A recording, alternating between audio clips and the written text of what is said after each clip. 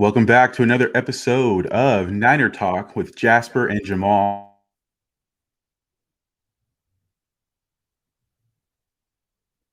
Co-host with Jasper here as well. Man, what a big win we just got off of facing the Rams. We'll talk about that and how that win catapulted us to the playoffs. Got a huge matchup against the Cowboys here today that we'll dive into as well. Give our thoughts and opinions on that. Super excited. I know a lot of us have had chances to be, whether it's in spaces or, phone calls to your family members or, trash talking to some of your coworkers or friends. One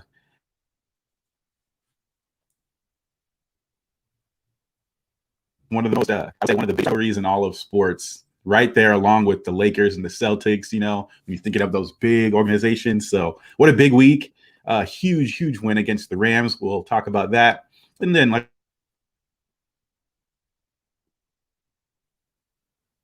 opinions and the rest of the Cowboys. But before we step into all of that, let me check in with my guy Jasper. How are we doing?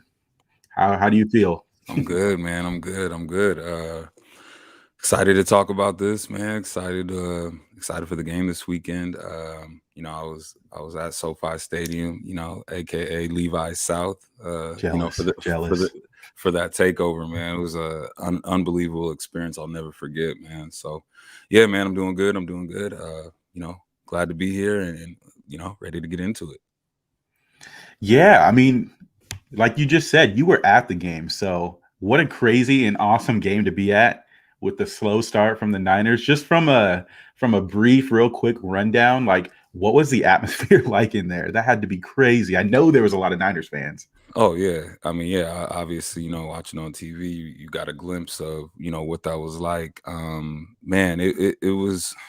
I can't even put it into words because again, there's so many emotions. It was such an unbelievable roller coaster, and Right. obviously it's it was very symbolic to the season that the Niners have had this year. But Hmm. the emotional roller coaster I went through being there live, like first of all, I'm taking in SoFi, first time Right. I'd ever been there, so trying to take all of that in while trying to take in continuing to tell myself it's going to be okay. We're down 17-0. Then looking at the Falcons, then checking back and forth the Falcons and Saints score. Like, geez, not only are we down 17-0, but it's looking like our only way in is coming back in this game and winning. So no, it was such a hot, really highs to lows. But and I'm being just honest with you right now. I didn't sitting there watching the game. I didn't not there wasn't one time I thought the game was over. Not even when we punted with the ball. Not even when we punted the ball back when there was 2 minutes left. I still kept saying, "Oh, there's 2 minutes left." It never even like occurred in my head. Even when I have Ram fans in my ear saying, "Oh, your season's over, sending you guys home, get ready for the draft." Like I turned around and I was calm and I was like, there's plenty of time left, bro. So it was just unbelievable, man. But to see the sea of red, to see the Rams have to go a silent count, hear all the the defense chants when they're on offense, the roar of the Yeah. crowd when we score, like it was just again, and that was my first time ever going to a live sporting event where we're the road team. I went to a ton of Niner games back when we were at Candlestick, now Levi's, always obviously the home team, but I've never been to a road 49ers game. So that was my first experience. Mm. And even as such, it wasn't really like a real road experience where you're only, going to see maybe a quarter or maybe a quarter of the stadium filled with the team you're rooting for, where versus Right. this was more of a, man, I don't even know if it was a 60-40. I'm gonna say, yeah, I'll say it was 50. It was close. If it was 60-40, it was 60-40 Niners. Like it was, Wow. yeah. So it wasn't it wasn't I'm not even gonna say it was 50-50 because I don't think it was. I'm gonna say it was 60-40, maybe even closer to 70-30 Niners. Like they Yeah. ran it Niner fans were deep. Faithful showed up, and Shout we out. showed out and took over. And I honestly, I bet if I'm not sure, I haven't seen too many of the players post game interviews, but I'm sure a lot of them say, "Hey, we fed off the crowd," because you could feel the energy switch so quick after they had scored coming right out of halftime. When it was Right. 17-10, it didn't even feel like it was 17-10. It felt like, oh, the game's already tied, and of course we got the ball back, tied it on the Debo pass to Juwan Jennings, but it didn't Right. feel like they would even come back from a deficit that was so crazy. Like the momentum just shifted that quick, and then they just ran with it and propelled them. Even when the Rams did end up eventually retaking the lead, the Niners, Exactly. it never felt like they were out of the game. And I think that's just because of the faithful showing out and showing up, and being loud, and that was their season. That was our season right there, and we weren't gonna go down quietly, So Right. it was an Yeah. unbelievable experience. Before I say my next part, let me just say real quickly, I do see my Wi-Fi is cutting in and out. So if I do cut, just take over for me. I will totally understand. I know you're not interrupting me or anything like that. I don't know what's happening tonight, but the Wi-Fi does seem to be somewhat of a problem. So if it cuts off, I will definitely be back. Yeah, I see right here too. My guy Blake and Vish Sports, great podcast, great follow. This is Vish and Blake. Vish goes on every Monday. Dang, looks like he cut out a little bit. Shout out Blake and Vish. Jamal. Thank y'all. Appreciate you. Yes. Thanks for tapping in with us. But yeah, let me get back. The game, even you mentioned, possibly being 60-40. And lost him again. I think you were gonna ask me about the stadium and how it was. Can you, Yeah, you were just out. Now you're back, kind of. Yeah, you're froze again, bro. Yeah, for those who were watching on TV, the atmosphere was incredible. So everything you saw from the Fox telecast was real. It probably doesn't do it justice, but you know, uh, again, I don't know. In my tickets that I got were last minute, so I wasn't planning on going. Couple of friends of mine, I had a few, potential tickets fall through, and I didn't know if I was gonna make it, honestly, and I'm so glad I pulled the last minute trigger. It was looking bleak in the first and second quarter, but I was really glad I stuck through and ended up going because again, I wouldn't trade that experience for anything, man. It was an unbelievable atmosphere, and I think I don't know if anybody out there listening has ever been to a sports event alone. Um, it's a different beast because you're not worried about anybody else. You're meeting new people around you. Um, your girl's not asking you to go to the concession stand and grab her a soda and hot dog and some popcorn. Nah, you just and me personally, I like to sit, take everything in. I generally don't move. I don't go to the concession stand. I handle all that before I enter the stadium. So when I get to the stadium, I'm locked in. I'm checking players out on the sideline. I'm depending on how good the seats are. I'm generally looking for what the coaches are doing, their mannerisms. How guys are getting in and out of the huddle. I'm looking at so many of the fine details you can't necessarily get on the on the live telecast. So, yeah, being at SoFi is something I'll never forget. I actually ended up missing my younger brother's baby shower for it. So, welcome back, Jamal. yeah, you can hear me now? I can hear you. Yes.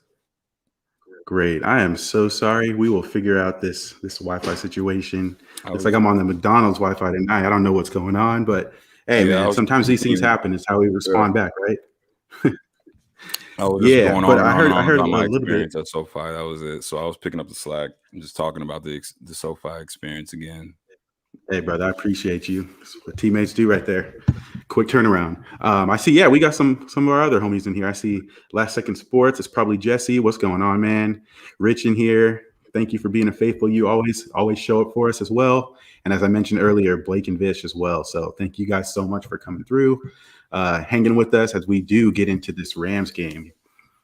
As we dive into this, I guess we should just dive straight into it. And I think you've already mentioned it a little bit, but you talked there about the end of the game and how you didn't necessarily feel we were out of the game, even though we were punting the ball, and then we get the ball back as well too. But obviously, huge win. I do my best to keep my emotions in check as well too. So let's go back to the beginning. Let's talk about this game from the beginning, really. And I think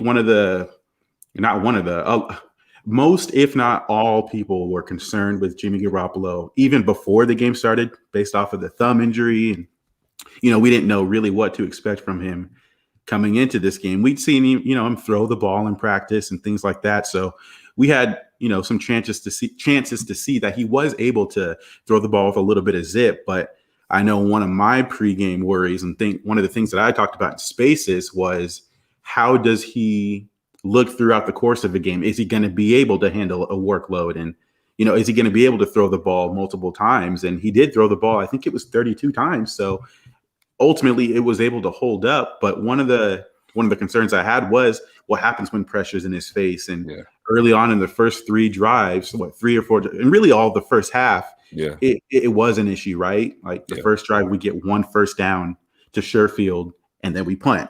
Second drive, Jimmy has that fumble that Tom Compton, luckily for us, was able to recover. So we were able to keep the ball, but the rest of that drive wasn't good either. Jimmy gets sacked, I believe, the very next play.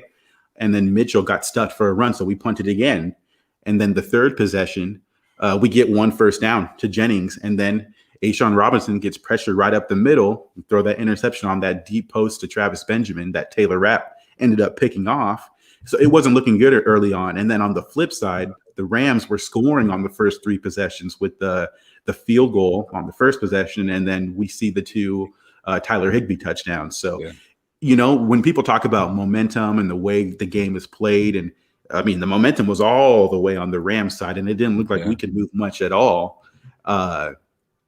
So in the first half, it looked really, really bad. But when you can go back and look at, the tape again, like you and I do, as well as many others, you can see that it wasn't that the 49ers offense was, or I should say this, it wasn't that the 49ers defense was just getting like manhandled, because I thought early on, Mosley had a great play on the very first third down of the game. He had a great play where he was right there in coverage, and Odell makes a great catch, right? He just made a great catch, which extended that drive. And then I think it's 2 plays later, Cooper Kupp gets the best of Dante Johnson on a 30-yard catch. And that set them up for that first field goal. And so I think we saw a lot of that really through the first half. Even the touchdown to Higbee, the fade, you could see that Ambry Thomas was right there in coverage, just beat at the catch point, which is something we've talked about. We've seen multiple times. And it's one of the, I guess you could say at this point in time, it's one of his weaker spots that I suspect he will improve over time. But I mentioned these things just to say, these guys get paid as well too, right? Like they're going to make plays as well. And with us having won 5 straight versus these guys, like they were going to come out on, I don't want to say they were going to come out on fire, but we had their full attention. They were going to get our full attention. Yep. We're going to come out and play really well. And they did. So I mentioned all that just to say, look, momentum, everything was perfectly, in their hands at that time. And then I think a little known, I don't want to say little known, but maybe a quickly forgot play is on that right before our last drive, right before the half, where we got the ball back with 38 seconds. You see Nick Bosa gets a sack on Matt Stafford, which allowed us to get the ball back with 38 seconds left. And from there, that was when we were really able to start getting into a rhythm. Brandon Ayuk, who I thought had a great game, best game of the season, bar none for him. He gets a huge 19-yard catch that gets the drive going, allows the 49ers to start getting into a rhythm, stay a little bit ahead of the chains. Yeah. And then he ends the drive with another 26-yard catch as well, which helped set up the field goal. So really at the end of games, or I don't want to say the end of games, at the end of halves, and the fact that we did, defer, so we get the ball first in the second half, we were able to find a rhythm on offense, allow the defense to take a little bit of a breather there. Obviously, coming just off the halftime as well too, but the fact that we were able to score even just 3 points there, I felt was really, really huge. Just in regards to getting into a rhythm, allowing Jimmy to start getting into a rhythm as well too. Yes, real rough early on. Multiple people, myself included, were saying, "Hey, Kyle, this is on you. This is on you. You chose to put." That's why I do not live tweet during a game, because I don't ever have to walk anything back. Like y'all have to do. Like it blows my mind that you guys live tweet during football games. Like you do realize how much changes within the course of a possession. So my thing. I'm don't shoot the messenger. It's not my thing. You know what I mean? Right. Different strokes for different folks. Everybody has their own. I tend to lock myself in isolation and not speak to anybody during a game, nor voice my thoughts. So I totally understand that. I know for me, most of the time I had it really until I really started using Twitter much more recently in about, I think it was like October. I really hadn't done a whole lot of tweeting, but I started tweeting during the games, and I think it's kind of on one side, it's funny because you can go back and look at your tweets throughout the game, and you can say, wow, look how that changed over time, or I don't feel that way anymore now that I've had a chance to go reevaluate the game. So it's really interesting because, like I said, I was on Twitter and I saw everybody else on Twitter, and multiple people were. I don't want to say I've never been one that was calling for Shanahan to be fired, because I'm a big Kyle Shanahan fan. I love what he does scheme wise. I love his play calling, and I value that. I think personally, I value that a little bit more than some people. Not most people, but some people. And so, I was right there saying, Kyle, this falls on you for putting this guy out there. Like, I don't think this is anybody else's fault. But I mentioned that because I do want to talk a little bit about mental toughness that this team has and the resiliency. I believe it was Rich as well who had mentioned it a little bit earlier, talking about the resilience of the 49ers, which I do think is really indicative of the whole season. This one game really was indicative of the whole season. We win our first couple games. We go on a stretch there where we weren't playing really good football, really, for the first half of the season. We go 3-5, and then we end the season on a 7-2 run. And I'll be honest, Jasper, and I want to get your thoughts and opinions on this too. But when I really found out that we went 7-2 and 8-3 over the last 11 weeks, which was the best record really in the league over that stretch, like when I actually found that out, I was surprised. Were you surprised? Did you know that? Did you realize we were, I knew that we were playing better ball, but did you realize that we had been kind of that hot? Could you kind of feel that?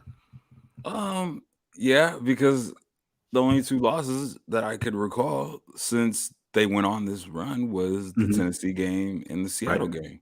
So yeah, I knew it.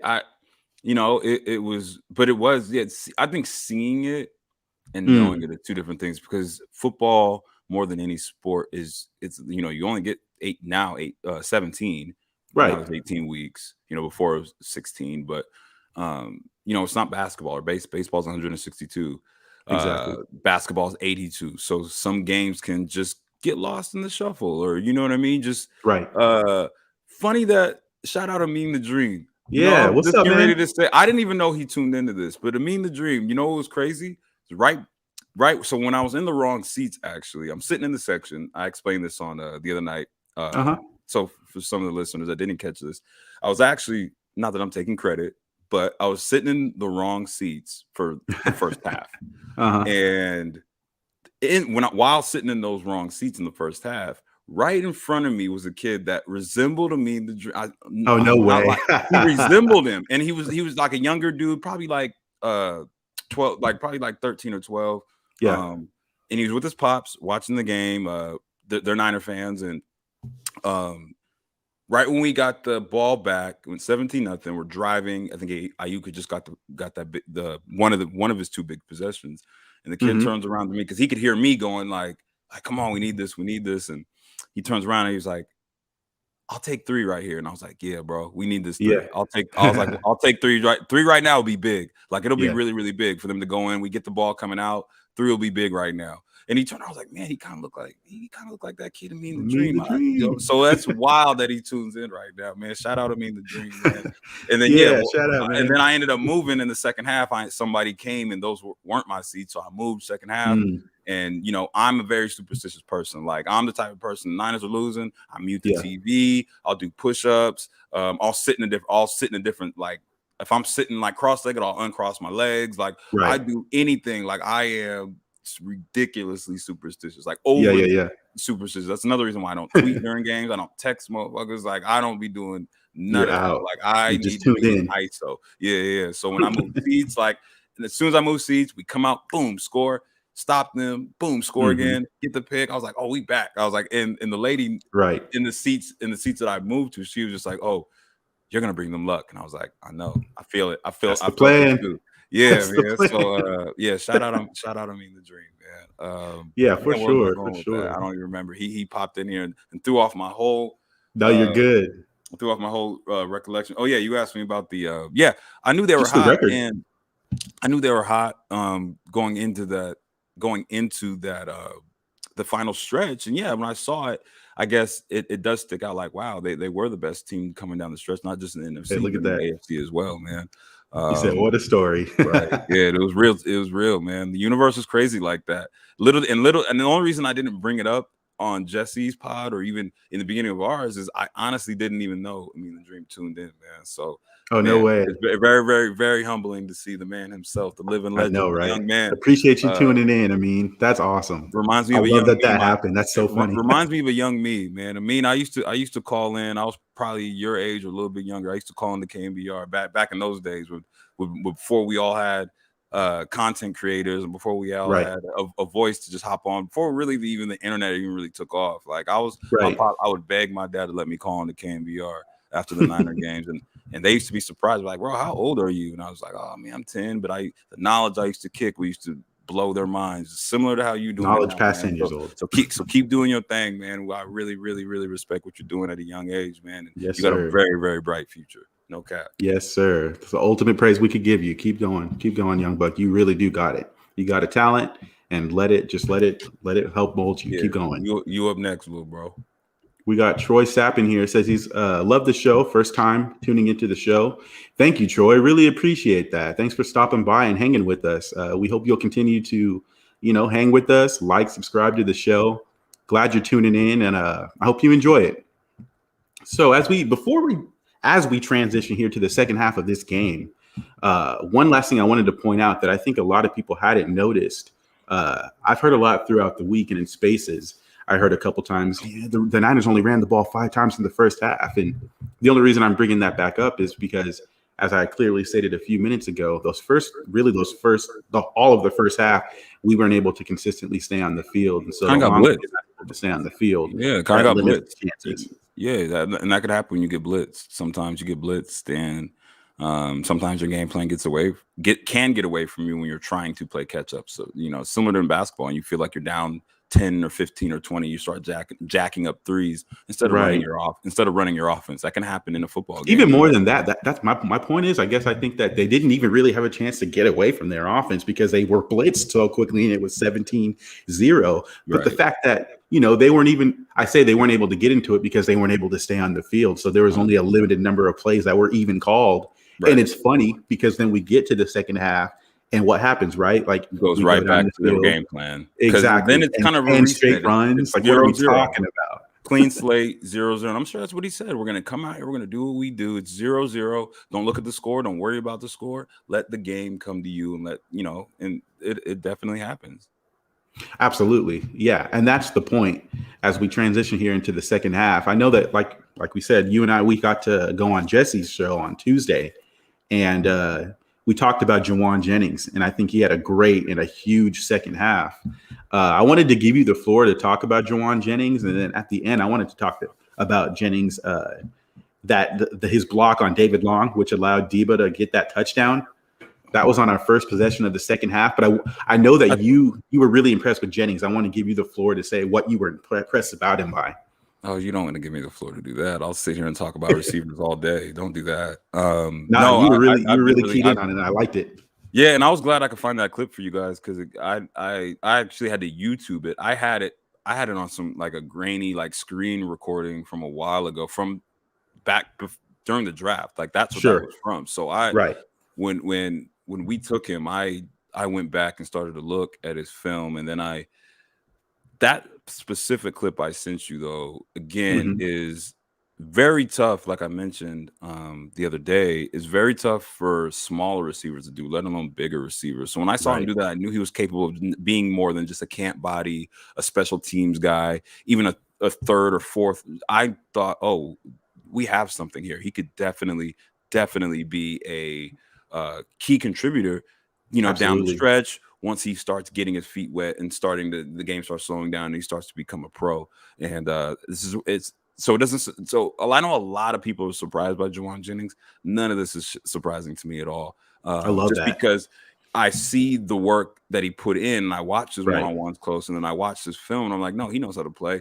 And one thing about that I could speak to a little bit of, being that I've played a little bit of professional football, even though I was at the arena level. The first thing that surprised me when I got to arena, because I saw guys that I remember that were ex NFL dudes, or they were Right. big time college stars that I remember watching. Like there were a couple local guys like that played at Cal. And I was like, wow, Mhm. I'm in the same locker room as such and such, or blah blah blah. One thing I realized about making it from the college level to the professional level, no Yeah. matter what level it is the skill positions don't change much. Not Mhm. much changes with DBs, receivers, running backs. The linebackers are obviously way bigger. The defensive line, offensive line, those guys are a lot bigger. Yeah. Yeah. Quarterbacks, but yeah, quarterbacks, receivers, running backs, skill guys, it's a very thin line. So there's not Yeah. a lot that separates you. So what gets you to that next level and what allows you to excel, not to say that you could plug me right in to an NFL game and I won't succeed, but I do Yeah. think that given the right situation, I could do what Kendrick Bourne did, or I could do, Right. those guys that Absolutely. aren't on the upper echelon of, oh my God, they're the outliers of Right. the Antonio Browns, the DeAndre Hopkins, those type of They're not dudes. doing much athletically that's outlandish that I couldn't Exactly. do, right? Yeah, I got you. Exactly. So I when feel I you. saw Jawan Jennings doing things he did, even though he was a late seventh round Right. pick, I was like, he could step right in and do a lot of the same things he did at Tennessee, which I think a For lot of sure. receivers can. Doesn't so you that's why you could find receivers undrafted and they could they could slip through the cracks. You could find running backs undrafted. They could slip. That's how they slip through the cracks, because it Absolutely. matters Right. about it really matters about the situation you get implemented in. Like, how many teams missed on Raheem Mostert? You know what I mean? Like, Well, dude has multiple teams, right? right. So the dude has world class speed. Figure out a way to make Right. him work on your team. Doesn't Right. matter More that than just a gunner. exactly. So it matters the situation you get put into. There's all these success stories about these guys who are undrafted. It's because they can play ball. There's not that Right. there's not a ton that separates them from the next guy at the next level. So that's why Absolutely. Jawan Jennings doesn't surprise me that he's doing the things that he's doing, because you go back and look at his film, it's very consistent. He's a physical dude. That's what he did at Absolutely. Tennessee. So it doesn't surprise me. I love to see it.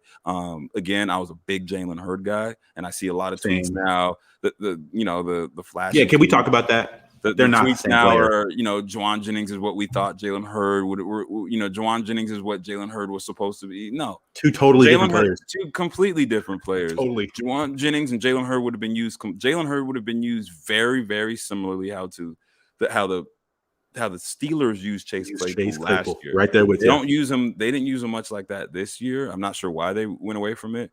And also Jalen Hurd would have been used a lot the way the Niners are using Debo right now. Debo. Yep. So 100%. that's more of the comp that makes more sense. Jennings just outright, was able to stay healthy and outright won the job, and is doing a lot of the things I think they envisioned Mohamed Sanu doing, and he pretty much just took Absolutely. Mohamed Sanu's snaps. So, Which I love. the block Jennings had was good, but I think Kittle's was better, because without I Kittle's mean, it's block, supposed to be. It's Kittle. well, right, but without Kittle's chip, Kittle came all the way down on the other end to chip that D lineman. His name is escaping me right now. It wasn't Donald, but he came back and got. If you go back and look at that play, he came back and got the D lineman that was so like this close. Game of inches. Talk about game. He was this close to grabbing Debo, and that would have been probably a 1 yard loss. He wouldn't even got back. He wouldn't have even got back to the line of scrimmage, let alone score. So well, I think the one thing I wanted to say just real quickly before we get off of Jennings, though, is the one thing I find impressive about him is his short area quickness. His feet are so quick. Like, I'm really impressed by that. Clip. That's why I sent you that clip. 6'3" guy. What is he, about 215 or 205? Is he 215? You'd say exactly 6'4", about 215. And like we hear all the time, you can hear during the draft process, even since, he's not the fastest guy ever. We know that, but what separates him? I don't want to say what separates him. One of his biggest strengths that I don't think a lot of people really talk about is his feet.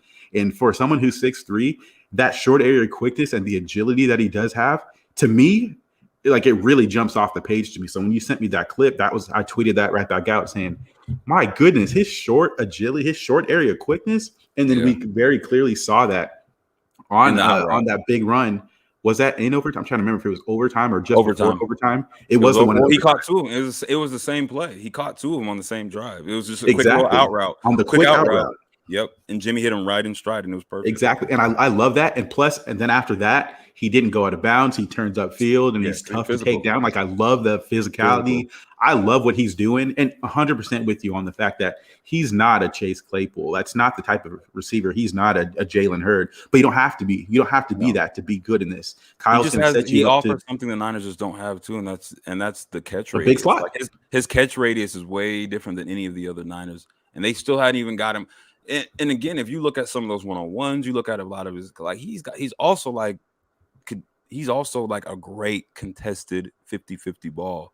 Absolutely. Like, he can go up and get it. Like, now that's not our offense. We don't just throw it around and throw it, play, three flies up out there, just throwing it up to the sky and hoping for the best. Like, we don't do that. You don't envision yourself ever wanting to be in those situations. But he's somebody who you can definitely start to target in the red zone. Some back shoulders, back shoulder fades, all those things are there. That something that just wasn't necessarily in that receiver room. So that's another reason why I was always really, really high on Juwan Jennings. And Croc will tell you that I've been begging for just some type of a big body receiver for the past decade. Yeah, I love him in the red zone. I love him to moving chains. I'm right there with you on that. I think there was a stat. He's had 24 catches, and 19 of them have been either to convert a third down for a first down or a touchdown. 20. That's amazing. 20 out of 24. I love it. That's 24 awesome. receptions. So real quick, over under 50 yards receiving for Jennings on Sunday. What do you think? Over under 50. I'm gonna take the under.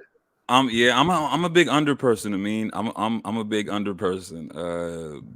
You're not old enough to gamble yet, but shout out Underdog Sports, definitely sponsoring the pod. I usually on Underdog, I usually take the under for most of my five my pick'ems. I do lean towards the under. If that one was up there, I would probably go on under, because I think this is going to be a very, very close game versus a shootout. If it's a shootout, even still if it's a shootout, because he's still the fourth option. So I'm going to go under. Sure. Yeah, I'm also going to take the under as well, too. I feel like, a little sneak preview here. I think this is a sneaky game where IU could have another really solid game. I really do think that.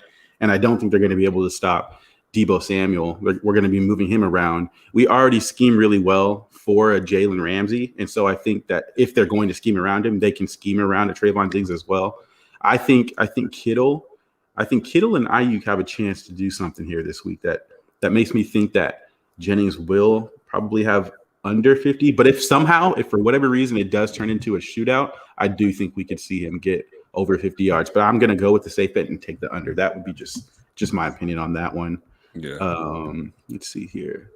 So before we get too much further, I'd be remiss, bro, if I didn't bring up the 10 straight runs that allows us to get the play action, or not the play action, the touchdown to Jennings, his second touchdown of the game. I mean, even if they didn't run 10 straight times, that play still would have worked, because they were going to react to Deebo. They're going to react to because they've literally run that play. I'm sure they watched film and seen that they run that exact same play, that exact same look, him coming in motion, getting the ball, and he's only tried to throw it one time, and that was that game against Atlanta where he tried.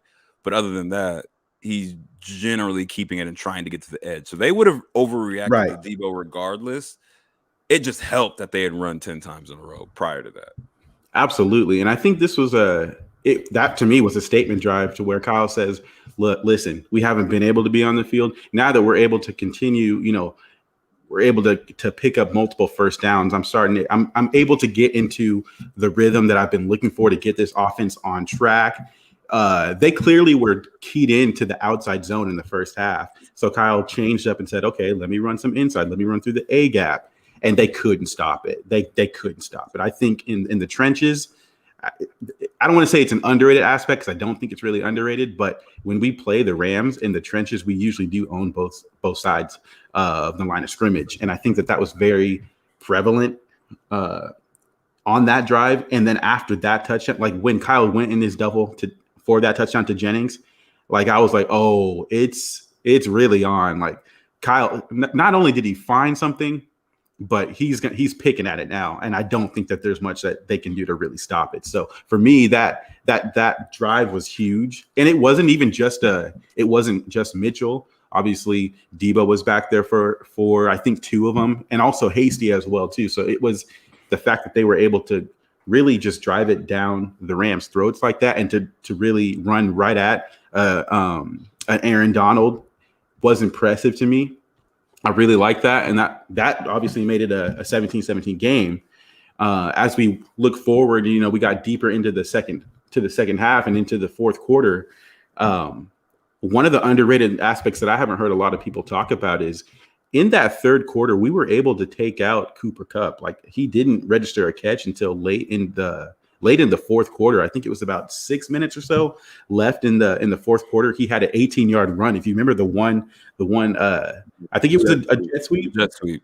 He had 118, and that was their biggest run of the day. Like they couldn't run on us at all, so they had to generate something. Yeah. And one of the underrated aspects that I saw of this game was the fact that I don't want to say we took Cooper Kupp out. He's he's good. You don't really take him out. But the fact that we were able to limit that effectiveness as he was killing us in the first half. Well, we had the ball. We controlled the ball in the third quarter. We controlled the ball in the third quarter. So I wouldn't just say it was anything specific that they were doing against them. That we had the ball. I was impressed with it. I liked it. That's one thing that impressed me. Yeah. But again, it was mainly because we had the ball in the third quarter. Sure. Yeah. So. Sure. So then, as we transition here to, I wanted to talk a little bit about that last drive. So obviously, and Robbie Gould as well too. So obviously, Mitch got hurt. He had to go out. Was it confirmed a concussion? I actually never found out. I haven't found out either. I had no idea. But I know he's back to practice. At the game, I had no idea. Because really, I had no idea he was hurt. I had no idea why. I thought it was honestly. I didn't even see him go out. I didn't see him get hurt. Yeah. I thought he was in COVID protocol or something. I literally had no idea. And when some idiot behind me just kept yelling, "Oh, man, that's a terrible punt." I'm like, you do realize that's our kicker, right? Right. So exactly. I didn't, because I was just like, "Oh, cool. Robbie Gould is punting. That's weird." Right. And I assumed it was COVID protocol and he was a late scratch or something, because I don't even remember seeing him punting or to get hurt or kick off. I don't remember him seeing him on the field at all. I just realized Robbie Gould is punting, so it isn't good. So no, it wasn't ideal, but it's funny because he held his own. He punted well. Robbie Gould actually won the game twice. Robbie Gould actually won the game twice for us. He won the game twice. He punted well. He won the game with the game-winning field goal. B, he flipped the field when we decided to punt after the 4th and 18. When it's 4th and 18, you have to make a decision if you're going to try to salvage this game right now or risk it, punt it back, trust your defense. So, God forbid Robbie shanks that. He shanks it, and it's in there. If had he shanked the punt, it would have been the game over right there. The game, there's the game right there. They would have had the ball, field goal range. All they would have done is run it 3 times, kick a field goal. We're done. Exactly. So I really just wanted to shout him out because that was a big punt and a huge moment, which did flip the field. And then they only run the ball. They run the ball. They didn't even allow him to throw. They didn't allow Stafford to throw. They ran 3 times, which to me said, "Oh my!" Like you don't have to use the words, but to me it said, "Man, our D-line's been getting home, and they're worried of even throwing the ball with a Matthew Stafford. But isn't this what you traded, those picks and Goff exactly for? Like, this is why. So for me, that was really, really, really huge in the fact that they allowed us to get the ball back. And, for all the good and the bad that Garoppolo does provide us, the dude is really good inside of 2 minutes. Like, you don't have to like the guy. You can think he's not that great. And he's not the greatest quarterback of all time or anything like that. But he keeps his composure, and he does really well with inside of 2 minutes. So to get the ball back with a minute 27, I think it was a minute 27, right? Yep. I think it was a minute 27. We get the ball back. And just like I said before, right before the half, he goes back to Brandon Ayuk. And I had mentioned this, I believe, on Jesse's channel. What I said was Brandon Ayuk was the best 11 on the field. He's primarily going up against Darius Williams. And I believe that I think Shanahan saw something, whether I can't say word for word what exactly it was, but he liked that matchup and he was able to take advantage of it when he really needed it and wanted to. And so I thought that was really huge in order to get that 21-yard catch, which helped get this offense in a rhythm and really going again there to start that final drive, which did tie it up with the Jennings touchdown. So I thought that was really big. And then, as you said as well earlier, we were able to really control the ball, tire out their defense. And I think that was the difference really in the second half. And I love that there's guys like Kyle Shanahan and the 49ers based off what's happened throughout the whole season. I'm glad that those guys are the ones making the decisions over me, over anybody else on Twitter, because, hey, man, I probably would have had Trey Lance in that game. Would he have won that? I'm not here to say he would have won or anything like that. But based off what I saw in the first half, I probably would have made the change, but I'm not paid for that. And nor do I know even half the things that Kyle Shanahan knows. So credit to those guys, credit to Kyle Shanahan, and credit to the team as a whole, who I do think has built up a lot of mental toughness based off of how the first half of the season started. I believe the 49ers hold themselves to a higher standard than what we saw for the first 8 weeks. And maybe you could talk about this as well, too, and maybe you agree with me. Most of the mistakes we were making within the first half of the season were self-inflicted wounds, 100%. And we stopped having DPIs. And so the mistakes that we were the reasons we were losing a lot of games was we were getting in our own way. I think a lot of that has really, really shifted. And not even just the thought. We can go look at the stats, and the stats will tell you this defense is balling out right now. We've averaged 17 points given up over the last 8 games. Obviously, that's slightly more because they scored, 24 on us. But entering the game, it was 17 points. They'd only allowed 80 yards rushing over the last 8 games. The Rams only got 64. We were top 5. So we've been top 5 in rush yards allowed a game. Takeaways, 13 entering Sunday. We added 2 interceptions to that. And then sacks as well. So credit to the D-line. We had 25 entering Sunday. We get 5 more to put us at 30. So I say that to say this defense has been really, really, really balling out. And the mistakes that we were making early on have shifted to the point where we're executing a lot more. Obviously, one of the biggest, things that we haven't mentioned right now is the fact that Josh Norman isn't playing anymore. And I'm sure some of that does play a role in the emergence of an Ambry Thomas, who obviously got the game-stealing interception. Really happy for the young guy. Multiple times on our show here, we've talked about Ambry Thomas and the fact that, rookies, when they do get their chances to grow or their opportunity, what do they make of it? And I've been a big proponent of, I've always said Ambry Thomas, the athlete, deserves to be on the field. I think athletically, I like the way he moves. I think he's really agile. And I don't remember seeing a time where a receiver has just run by him. That doesn't mean he hasn't been beat over the top, because we've seen that. But I've seen him athletically be in position. And that's why I've always said, athlete-wise, the kid deserves to be on the field. Obviously, as we go forward throughout the course of a season and throughout the rest of, next year and throughout the rest of his career, we'll see how he improves based off of the playbook and how he improves mentally. But I like what I'm seeing early on, and clearly the 49ers do as well, because he's now starting corner opposite Emmanuel Mosley, with Emmanuel Mosley back, right? So any thoughts there on Ambry Thomas? Has he impressed you? Anything? I think he's actually the X factor in this coming up Cowboys game. I wouldn't call him the X factor, because I don't think at this point that he's playing right now, he's doing this is probably going to be an extremely unpopular opinion, but I don't think he's doing anything crazily different than what Josh Norman would have been doing, minus the PIs. I honestly didn't agree with. If you were going to bench Josh Norman could have been benched a long time ago. Josh Norman got benched on kind of a bogus PI. Like that wasn't even pass interference, in my opinion. So that was a really weird. Either.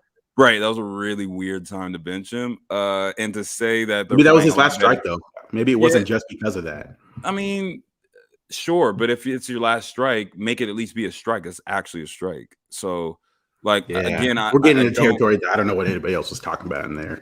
it's at the end of the day, again, I don't think there are no real lockdown corners to me. This is my opinion. There are no real lockdown corners. I don't ever expect DBs to go out there and not get beat, because DBs, that's what they're there. They're there to get beat. Like that's right.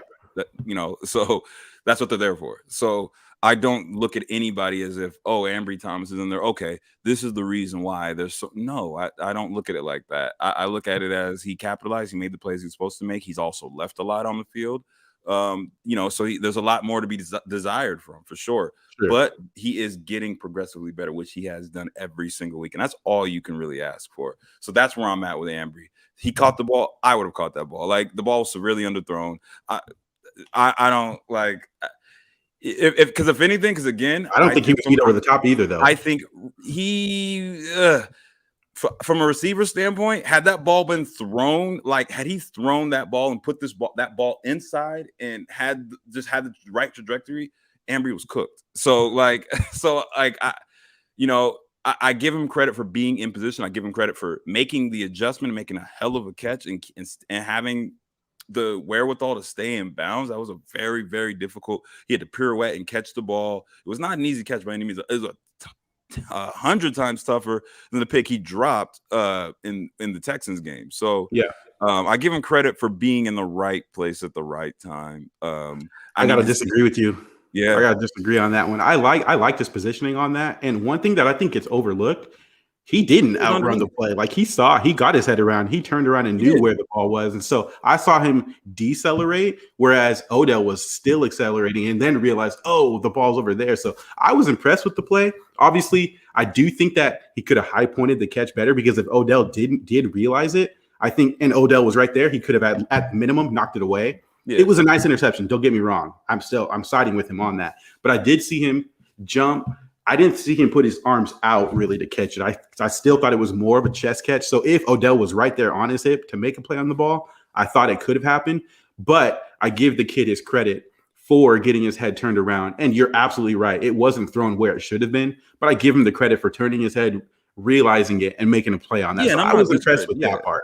Yeah, I'm not discrediting that. I just don't give anybody, for that matter. Like, I again, speaking from personal experience, like, I don't find finding the ball difficult when it's in the air at all. For the life of me, I don't understand why a lot of DBs cannot ever seem to find the ball. Like, I cannot. What's Odell's excuse? He didn't find it. Who's Odell? Well, because when you're on a go route, it's he found the ball. He just, when you see the ball coming, especially from a guy like Matthew Stafford, who doesn't underthrow balls like that, like Matthew Stafford, except for the Niners apparently this year, he's expecting the ball to be thrown he's expecting to be on his horse, like he's expecting to go have to get that thing. So that's why it was what it was. But I'm more impressed with Ambry. The interception isn't what impresses me with Ambry. It's his consistency to get better every single week that he's been out there, and that's what he's shown that he's been doing. And like you said, he's not just getting beat, where it's just like, bro, where are you? Like, why are you not even in the screen? Like, that's not happening to him, and that's what's impressive, especially given the amount of time that he had off from football. So he's getting him back into football shape. He is proving that he was the right decision.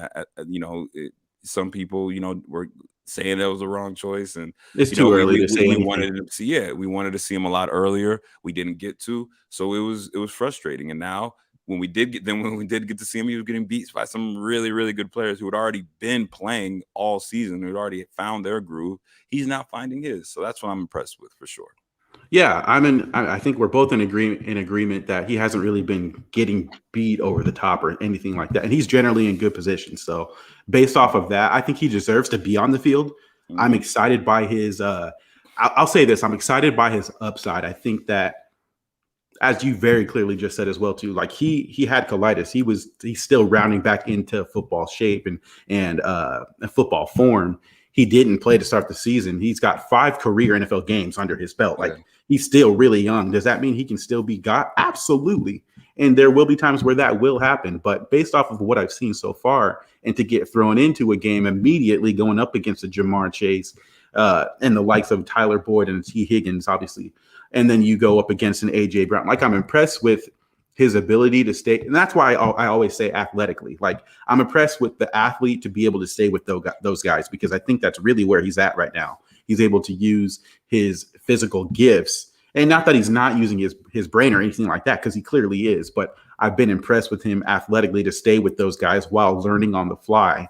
I know there's been multiple reports by John Lynch and other guys saying, he's come a long way since the start of the season, and he wasn't at a position to where he could even dress yet. So to come from there to now be starting for a wild card playoff game, like, credit to the guy. He's got a lot to improve on. Don't get me wrong.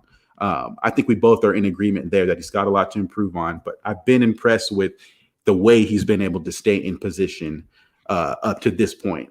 I do think he'll continue to improve. And we all already know that Josh Norman and clearly Dre Kirkpatrick, like, those guys aren't going to be here next year. So to see some development out of these guys, I love that. And I'm excited to see that. It gives me hope for the future. Simply as a fan, I'm excited to see my young rookie get his chance. I think that's dope. Of course. So let's transition here to the Cowboys game and give our thoughts and opinions on that. One thing that jumps out to me in regards to this game, and where I think one of the big storylines on it, just a general scale, I'll say, is I do totally think that styles make fights. Like, I don't think everything is going to go exactly the Cowboys' way, and I don't think everything's going to go exactly the Niners' way. One thing when I'm looking at the Cowboys' defense is they're very opportunistic, and I think people, when they hear the word opportunistic, means like I'm sliding a team's defense, and that's not really what I'm saying.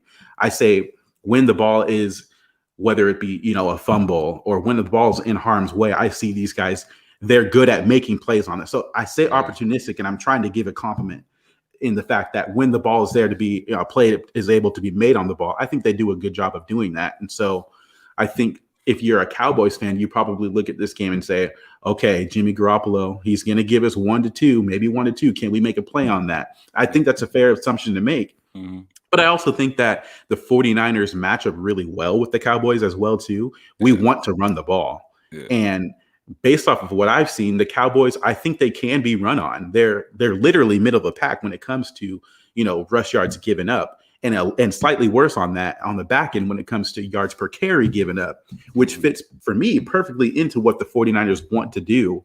And I like that. So as long as we're able to stay really ahead of the chains, and we're able to get into a rhythm, it seems to me like I don't expect it to be a blowout whatsoever.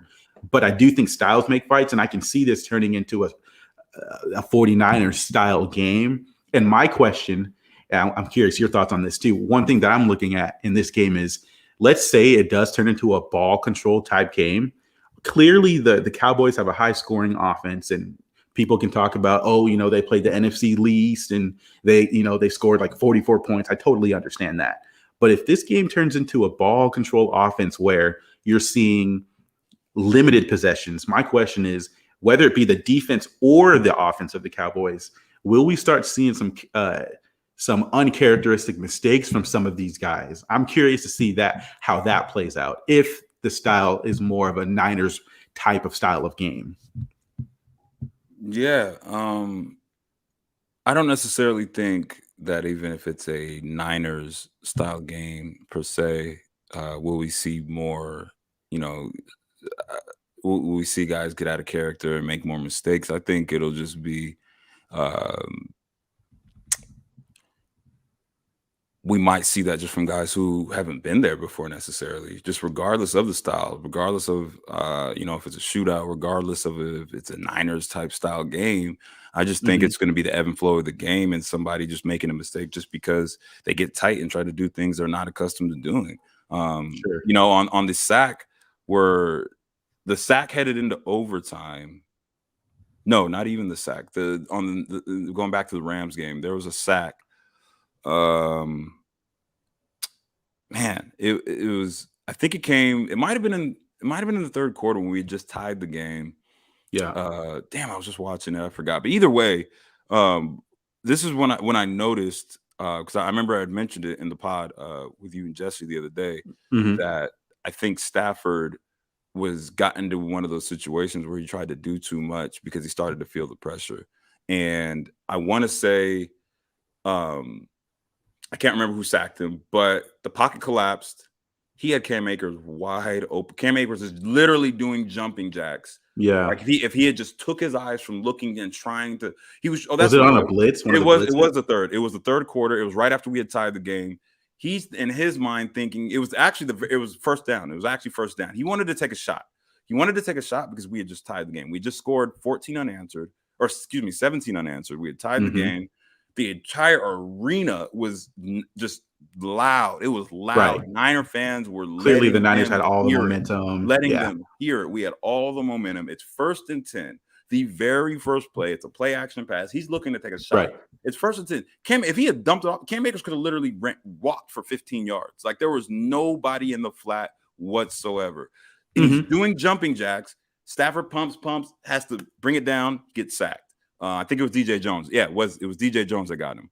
And immediately I thought, this is what I was talking about, because this is when I was watching the game again after speaking to you guys. But this is what I meant. He started feeling the pressure, started to do things that he doesn't normally do, and wanted to then press the issue. That's what I think will be the difference in this game. If the Niners come out and do what they do, the Cowboys come out and do what they do, it's going to be on somebody on their end that's going to be, oh, I might get tense, I might get tight. I haven't been here before.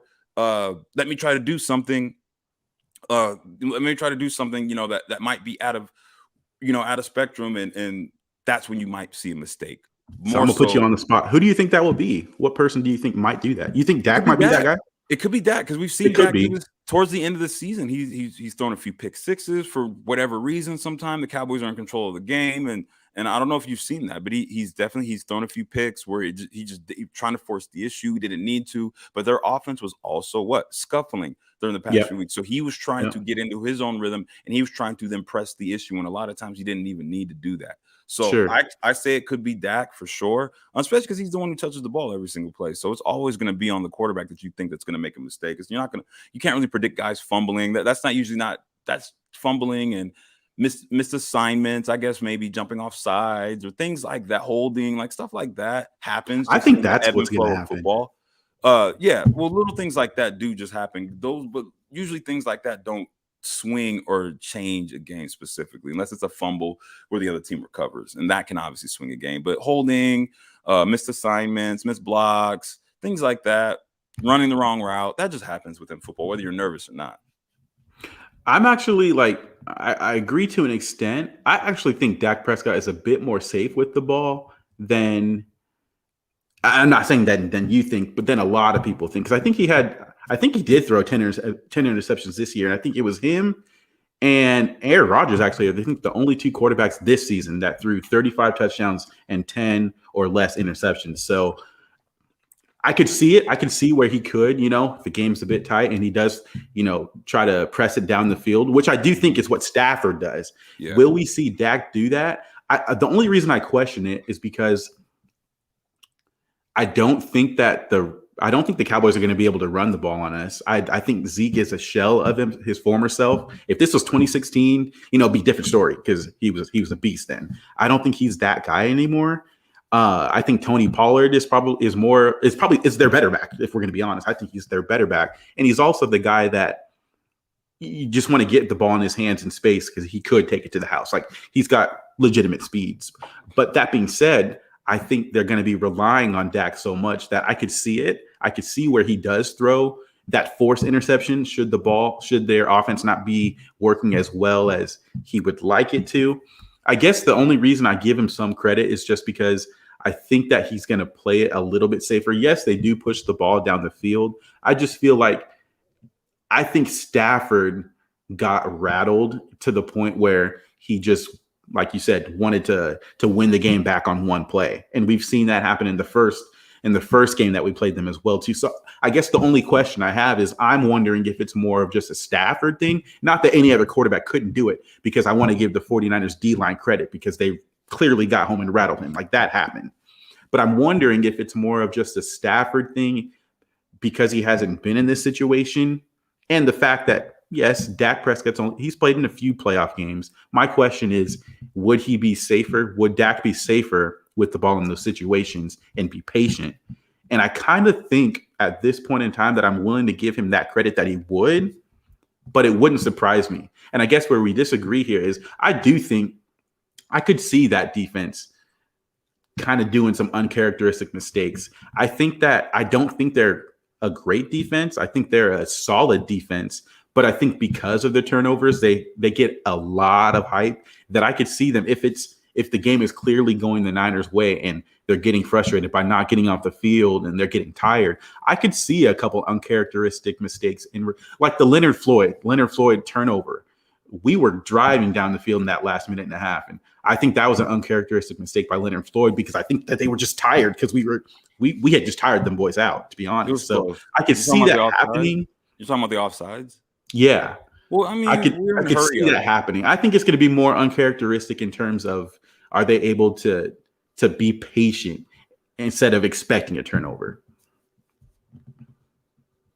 Yeah, 100%. Yeah, so that's kind of my thoughts and opinions. I know you don't like to give score predictions. I actually don't want to give a score prediction either. But when it comes to confidence in this game, like I said earlier to start this conversation, I do think that styles do make fights, and I think that the Niners, matchup wise, are not a good matchup for the Cowboys. I know that we're not the first people to say that. Yeah. You hear that in the media a lot too, and I probably sound like a talking media head, but I do legitimately think that the way that we want to win by running the ball, and I hate saying that, but the fact that we are a run-first offense, we are. And I think a lot of people want to say, like,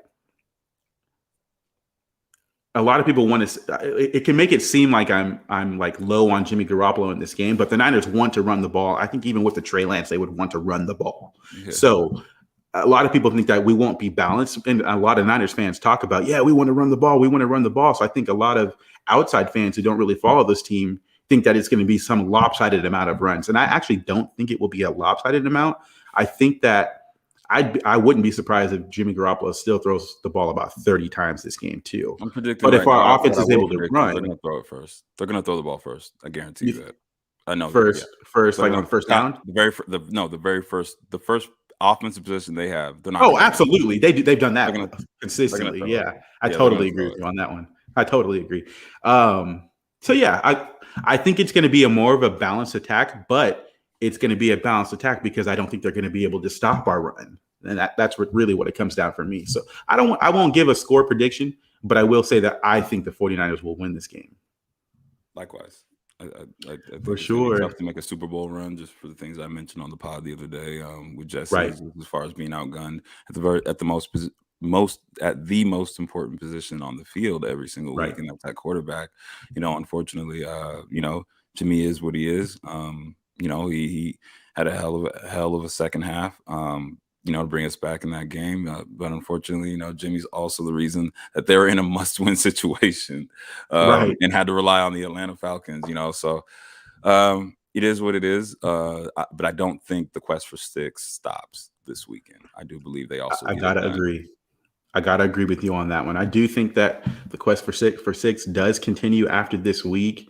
I believe Jasper and I both believe that this team is a dark horse, like contender to go to the Super Bowl. Now, we're not saying they will or they won't, but I think the way the 49ers have been playing over the last half of the season, the way that I personally believe the mental resolve of this team to know, not even just believe, but actually know that they can go down 17-0. Now, while not ideal, they wouldn't be out of the game at that point. They wouldn't start doing uncharacteristic throwing the ball 40 times a game. I think we're confident in this team based off of what we've seen throughout the course of the whole season, not just the first half, not just the second half, the course of the season. I think that we do agree that this team is a dark horse contender. I'm not saying they will or they won't win, but I think they're looking up for the 49ers. And yeah, you hear this in the media, and I do fully believe this is a team that people don't want to see right now. They don't want to see the 49ers. So want to thank you guys for tuning in with us today. Please like, subscribe, share the video. Thank you for tuning in. We will be back again next Wednesday, 6 p.m. right here in 9erTalk with Jasper and Jamal. Thank you so much for tapping in with us. And hopefully at this time next week, we'll be previewing, I think it would be what?